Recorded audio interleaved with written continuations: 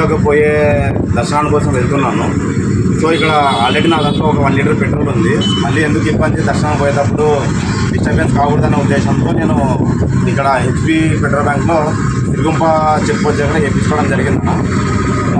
ఇక్కడ నా ట్యాంకులో వేయించుకున్నాను 200 రూపాయలు. ఇక్కడ నుంచి చెక్ పోస్ట్ దాటిన వెంటనే నా బండి అనేది ట్రబుల్ ఇచ్చింది.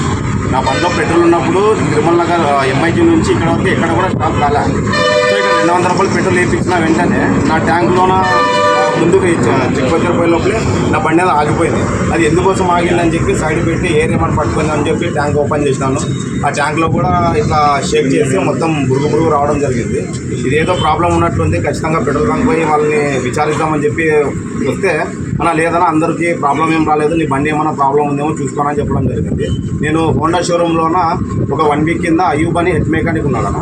ఆ హెడ్ మెకానిక్ దగ్గర నేను బండి ఇచ్చిన. నా బండి తీసుకున్నప్పటి నుంచి అతని దగ్గరే బయట ఎక్కడ ఏ మెకానిక్ కూడా ఇవ్వను. మీరు కావాలంటే విచారించింది నా నంబర్ ప్లేటు నా బండి తీసుకోపోయి నేను అదే అని చెప్పిన వాళ్ళకి నా బండి కూడా చేయించడం జరిగింది 1 వీక్ కింద. బట్ ఇప్పుడు నాకు ఇట్లా ప్రాబ్లం వచ్చింది, ఏదో ప్రాబ్లం ఉందని చెప్పి నా అంతటి నేను పెట్రోల్ తీసి ఏముంది చూద్దామంటే ఇది అర్థం డివైడ్ అయ్యింది. పైన పెట్రోలు కింద ఒక మధ్యలో ఒక ఆయిల్ టైప్లో గీతలాగా వచ్చేసి సపరేట్ చేయడం జరిగింది.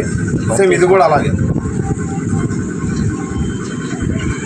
వాళ్ళు అడిగితే ఏం ప్రాబ్లం లేదని చెప్పారు. మళ్ళీ తర్వాత లేదండి ఎక్కడన్నా లీక్ అయి ఉంటుంది, సో దీన్ని మేము మీ ట్యాంక్ అంతా ఉప్పి క్లియర్ చేసి మీకు పెట్రోల్ వేపిస్తామని చెప్పడం జరిగింది. నా 200 రూపాయల కోసం నేను పెట్రోల్ వీళ్ళ దగ్గర రాలేదు. ఎందుకోసం వచ్చినానంటే అలాగా ఎంతోమంది తెలియక పెట్రోల్ వేసుకొని ఎక్కడో దూరవరం పోయి వాళ్ళు ఇబ్బందులు పడి వాళ్ళు మళ్ళీ బండి ఊరికి రావడము, ఇంజిన్ సీజ్ కావడము, అట్లాంటి పరిస్థితి ఏ వ్యక్తికి రాకూడదు.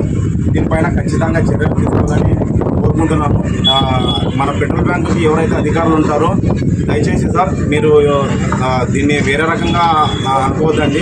ఖచ్చితంగా ఇవి పెట్రోల్ బ్యాంకులు ఏవైతే ఉన్నాయో వాటిపైన కూడా మీరు ఒకసారి మంత్లీ ఒకసారి కానీ 3 నెలలకు ఒకసారి అని కానీ దానిపైన ఒకసారి మీరు ఎలా పెట్రోల్ వేస్తున్నారు, టెస్టింగ్ ఎలా చేస్తున్నారని చెప్పి దానిపైన ఒకసారి విచారణ జరిగితే అలాంటి మధ్యతరగతి ఉన్న వాళ్ళకు ఒక సహాయం జరుగుతుందని కోరుకుంటున్నాను. నా పేరు జీ సందీప్ కుమార్, ఎంఐజీ కాంగ్రెస్.